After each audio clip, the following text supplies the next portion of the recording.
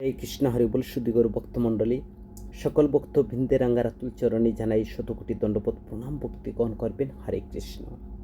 আজকে আমরা আস্বাদন করব যে এই জগতে আমাদের প্রায় সকলেরই বন্ধু আছে এবং শত্রু আছে, কিন্তু আমরা আজকের আলোচ্য বিষয় হচ্ছে স্বভাবত কেউ আমাদের বন্ধু অথবা শত্রু নয়।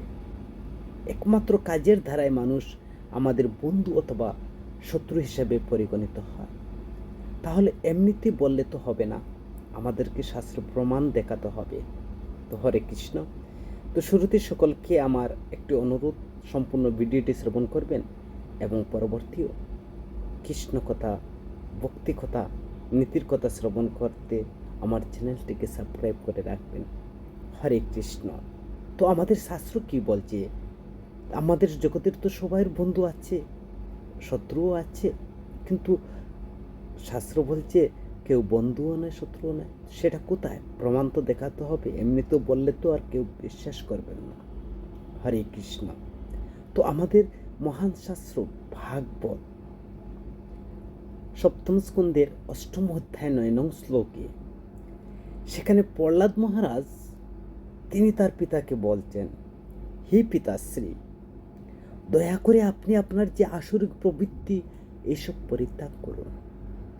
আপনার হৃদয়ে শত্রু এবং মিত্র ভেদ না করে সকলের প্রতি আগে সমভাব পোষণ করুন। অসংযত মন এবং বিপদগামী মন ব্যতীত এই জগতে অন্য কোনো শত্রু নেই। সর্বভূতের ফলে পূর্ণরূপে ভগবানের আরাধনা করাই হচ্ছে একমাত্র শ্রেয় বা আমাদের উদ্দেশ্য। তো এখানে প্রহ্লাদ মহারাজ তিনি বলছেন তার পিতাকে, এই জগতে সবাই আমাদের সমদর্শী হতে, কিন্তু কেউ শত্রুও নয় আবার কেউ মিত্রও নয়। কারণ সর্বভূতকে বা সর্বজীবকে পূর্ণরূপে ভগবানের আরাধনায় স্তরে উন্নীত হওয়ার জন্য চেষ্টা করতে হবে। তো মনকে ভগবানের শ্রীপাদ্য পদ্মে স্থির করতে না পারলে তো কখনো মন সংযম করা সম্ভব হয় না।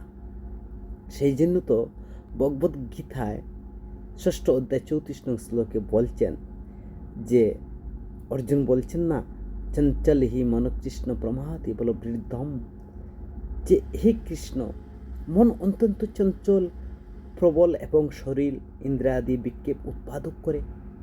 তাকে বিষয় বাসনা থেকে নিবৃত্ত করা অত্যন্ত কঠিন। তাই এই মনকে নিগ্রহ করা বায়ুকে বশীভূত করার থেকে আরো কঠিন বলে আমি মনে করি, অর্জুন বলছেন। তো মনকে সংযুক্ত করার একমাত্র উপায় হচ্ছে মনকে ভগবানের সেবায় নিযুক্ত করা। মনের পরিচালনার ফলে আমাদের শত্রু অথবা মিত্র সৃষ্টি করে, কিন্তু প্রকৃতপক্ষে কেউ আমাদের শত্রু অথবা মিত্র নয়। পণ্ডিতেরা সমদর্শীন, তো তাদের কাছে তো পণ্ডিতরা, যা গীতায় ভগবান বলছেন, পণ্ডিতরা সদা সর্বদা সমদর্শীন, তাদের কোনো শত্রু অথবা মিত্র হয় না। সমসর্বভূতেষু বা সর্বেষু ভূতেষু মদ্ভক্তি লভেতে লবণ। সে কথা হৃদয়গম করাই ভক্তির রাজ্যে প্রবেশ করার প্রথম শর্তই। তাই পূর্বে আপনার মতো বহু মূর্খ ব্যক্তি তাদের দেহের সর্ব অপহরণকারী 6টি শত্রুকে জয় না করে গর্ব করে মনে করেছিল। এই কথা প্রহ্লাদ মহারাজ তার পিতাকে বলছেন যে আমি 10 দিক থেকে আমার সমস্ত শত্রু জয় করেছি, প্রহ্লাদ মহারাজ বলছেন। কিন্তু যে ব্যক্তি তার ষড়রিপু জয় করেছে, সমস্ত জীবের প্রতি সমদর্শী, তার কোনো শত্রু নেই। অজ্ঞানের ফলে শত্রুর কল্পনা হয়।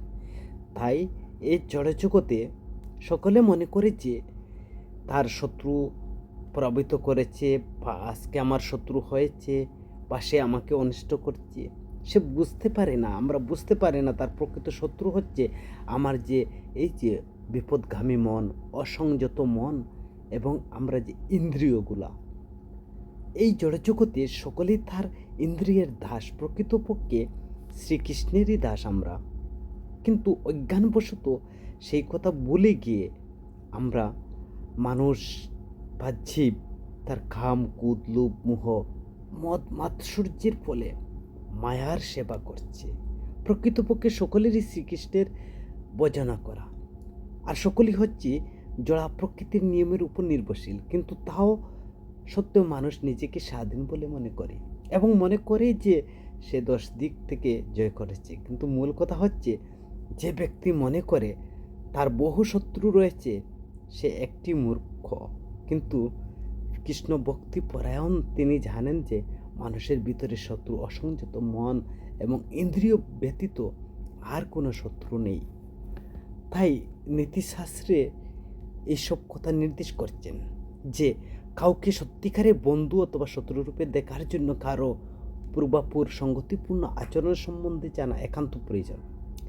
যাকে আমরা বন্ধু বলে ধরে নিয়েছি, বৈরী পরিস্থিতির কারণে সে তো আবার শত্রু হয়ে যেতে পারে। এমনকি শত্রু অনেক সময় বন্ধুও হয়ে যায়। দেখছেন না, আমরা শাস্ত্রগ্রন্থে দেখতে পাই যে সময় সমুদ্র মন্থনের সময় যে শত্রুর সাথেও সমুদ্র মন্থন করতে দেবতারা সন্ধি করেছিলেন। যেমন দেখেছি সীতা উদ্ধারের সময় বিভীষণের সাথে রামের সখ্যতা বন্ধুত্ব হয়েছিল, কারণ বিভীষণ তো রাক্ষস পক্ষে রাবণের ভাই, তো রামের পক্ষে যুদ্ধ করেছিলেন, তো তা সেখানেও সখ্যতা গঠন হয়েছে। তো অন্তর্নিহিত অর্থ অতি সূক্ষ্ম, যতক্ষণ পর্যন্ত প্রমাণিত না হচ্ছে ততক্ষণ পর্যন্ত কেউ কারো বন্ধু বা শত্রু হতে পারে না। যারা নিজের ব্যবহারের দ্বারা প্রমাণ না করে কারোর সাথে বন্ধুত্ব বা শত্রুতা দাবি করে তার মুখোশ উন্মোচন করছেন। এখানে বৈদিক শাস্ত্রের সিদ্ধান্ত বা দৃষ্টান্ত অনুসারে সৈনিকরা দিনের বেলায় একে অপরের সাথে যুদ্ধ করছে, অথচ রাত্রের বেলায় পরস্পরের সাথে বন্ধুত্বপূর্ণ আচরণ করছে, যা আমরা কুরুক্ষেত্রের যুদ্ধের যে সেখানে আমরা লক্ষ্য করতে পারি। আমাদের একজন সৎ ব্যক্তি যদি তার সন্তান অথবা বন্ধুকে কোনো কারণে তিরস্কার করে, তবে তার মনের মধ্যে শত্রুতা সৃষ্টি হয়। অনুরূপভাবে অসুর ভক্তদের পার্থক্য নিরূপণ করা তাদের আচরণ দেখে, শারীরিক গঠন, জন্ম কিংবা অন্য কোনো গুণাবলীর বিচার করে না নয়। উদাহরণস্বরূপ বলা যায়, ভক্ত কখনো নিজের প্রভু বা কর্তা বলে মনে করে না, কিন্তু কৃষ্ণকে সর্বময় কর্তা বলে মনে করে। আর ভক্তরা শাস্ত্রীয় বিধি অনুসরণ করে, কিন্তু অসুররা সর্বদা ভগবানকে অবজ্ঞা করে। তো আমাদের মন বন্ধু বা শত্রু উভয় হতে পারে, এটি আচরণের উপর নির্ভর করে। বন্ধুই মন আবার মঙ্গল কামনা করে, শত্রু মন আবার আমাদের অমঙ্গলের বিপরীতে কাজ করে। তো আমার মন যখন আমার বন্ধু, তখন আমি উপলব্ধি করতে পারি যে আমি চিন্ময় আত্মা এবং কোনো না কোনোভাবে আমি এই জড়জগতের আবদ্ধ হয়ে পড়ে রয়েছি। আমি জড়জগতের বন্ধন মুক্ত হওয়ার চেষ্টা করছি। এই ক্ষেত্রে আমি আমার বন্ধু হব। কিন্তু আমি যদি অপূর্ব সুযোগ পেয়েও এই সদ্ব্যবহার না করি, তবে আমি আমারই শত্রু হয়ে গেলাম। তো যিনি তার মনকে জয় করতে পেরেছেন, মনই হচ্ছে তার সর্বোত্তম বন্ধু। আর কিন্তু যিনি তা করতে ব্যর্থ হয়েছেন, মনই হচ্ছেন তার সবচেয়ে বড় শত্রু। ইন্দ্রিয় হিসাবে মন সর্বদা নিরপেক্ষ এবং সে প্রকৃতপক্ষে আমাদের শত্রু নয়, একটি যন্ত্রের ন্যায়। অবশ্যই তাকে যথাযথভাবে পরিচালনা করা, সঠিকভাবে ব্যবহার করতে হবে। বৈষ্ণবগণ সর্বদা তাদের মনের নিকট প্রার্থনা করেন যে সে ইন্দ্রিয়ের উপভোগের আসক্তি ত্যাগ করে, যা কৃষ্ণ চিন্তায়, কৃষ্ণ ভাবনায়, কৃষ্ণ ভজনের প্রতি তারা সর্বদা আসক্ত থাকে, যাতে আত্মাকে মিত্র বানাতে পারে, বা তারা ইন্দ্রিয় হচ্ছে যে আত্মার শত্রু, তারা সেটা অবলোকন করতে পারে। কোন কাজ করলে আত্মা বিপদগামী, বা যে কাজ করতে চাচ্ছে সেটা করলে যদি বিপদগামী হয়, তো মহাত্মারা সেটাকে তারা কন্ট্রোল, নিয়ন্ত্রণে নিয়ে আসেন। তাই মনকে বন্ধু হিসেবে রাখার জন্য আমাদের সর্বদা কল্যাণার্থে একে সর্বদা ভগবৎ সেবায় নিয়োজিত রাখা উচিত। বন্ধু মানে ওই নয় যে মন আমাদের ইন্দ্রিয় তৃপ্তির সাধনের সহায়তা করবে। মন যখন আমাদের অধঃপতনের দিকে যাবে, তখন মন আমাদের সবচেয়ে বড় শত্রু হয়ে দাঁড়াবে। তো আমরা পূর্বে আলোচনা করেছি, এই পৃথিবীতে আমাদের বন্ধু বা শত্রু বলে কিছু নেই, যা ভাগবতে প্রহ্লাদ মহারাজ বলছেন। তিনি তার পিতাকে বলছেন যে আসুরি মনোভাব প্রবৃত্তি ত্যাগ করুন, আপনার হৃদয়ে শত্রু মিত্রের ভেদ না করে সকলের প্রতি সমভাব পোষণ করুন। অসংযত বিপদগামী মন ব্যতীত এই জগতে আর অন্য কোনো শত্রু নেই। সর্বভূতে সমদর্শনের ফলে পূর্ণরূপে ভগবানের আরাধনাস্থলে উন্নীত হওয়া যায়। তো একটি মহাভাগবতের দর্শন, মহাভাগবত সকলকে ভগবানের দাসরূপে দেখেন। যাই হোক, জগতের মধ্যে সকলের মধ্যে ঐক্য রয়েছে, তাই কাউকে বন্ধু বা শত্রু ভাবার প্রয়োজন নেই। যে মনে করবে তার অনেক শত্রু, সে প্রকৃতপক্ষে সেই মূর্খ। অথচ একজন কৃষ্ণ ভক্ত মনে করে না তা। অনিয়ন্ত্রিত মন এবং ইন্দ্রিয়সমূহ ছাড়া আর কোনো শত্রু নেই। একমাত্র শত্রুই হচ্ছে আমাদের অনিয়ন্ত্রিত মন, কাম, ক্রোধ, লোভ, মোহ, মাৎসর্য। তো ইন্দ্রিয় সমূহকে জয় করা, আমাদের শত্রুকে জয় করা। প্রহ্লাদ মহারাজ বলছেন যে বন্ধু অথবা শত্রু নেই, শত্রু এবং বন্ধু তার প্রধান মাপকাঠি হচ্ছে তার আচরণ। যারা আমার বিপক্ষে তারা আমার শত্রু। কিন্তু ভক্তরা এটি বুঝতে না পেরে অপরাধে জড়িয়ে যান। উদাহরণস্বরূপ শ্রী চৈতন্য মহাপ্রভু কঠোর ভাষায় তিনি বল্লভাচার্যের বিরোধিতা করেছিলেন এবং শ্রীধর স্বামীকে সমালোচনা করার জন্য তাকে ব্যভিচারী বলে আখ্যায়িত করেছিলেন। কিন্তু এইসব ঘটনা ছিল ভক্ত এবং পণ্ডিতের মধ্যে। কিন্তু মহাপ্রভুর সমালোচনার সত্ত্বেও বল্লভাচার্য মহাপ্রভুকে মধ্যাহ্নে ভোজনে নিমন্ত্রণ করতেন। মহাপ্রভু নিমন্ত্রণের স্বীকার করতেন। কেউ কারোর প্রতি কোনো অপরাধ নিতেন না।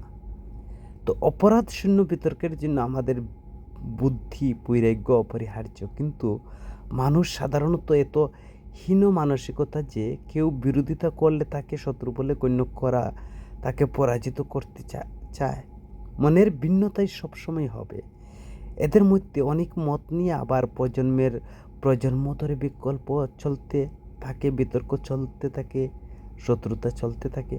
তবু অপরাধ প্রদান বা গ্রহণ করার কোনো আবশ্যকতা নেই। তো এই আলোচনা অনুসারে যদি দুইজন ব্যক্তিকে পরস্পরের শত্রু বলে মনে হয়, কিন্তু তারা পরস্পর শত্রুর মধ্যে আচরণ করে না, তো তাই আমাদের শত্রু বলে মনে করা যাবে না কাউকে। পক্ষান্তরে দুইজন ব্যক্তি বন্ধুর মতো দেখালে যদি তাদের কোনো আচরণ উভয়ের জন্য মঙ্গল না হয়, তবে তারা একে অপরের শত্রুই বটে। বন্ধু কেউ কাউকে প্রহার বা প্রতারণা করে না। বিশেষ করে ভক্তদের উচিত পরস্পরকে সহায়তা করা এবং জগৎ জীবনের চরম লক্ষ্য এবং উপলব্ধি করা, এবং সকলেই হচ্ছে আমরা বন্ধু হতে পারবো। হরে কৃষ্ণ।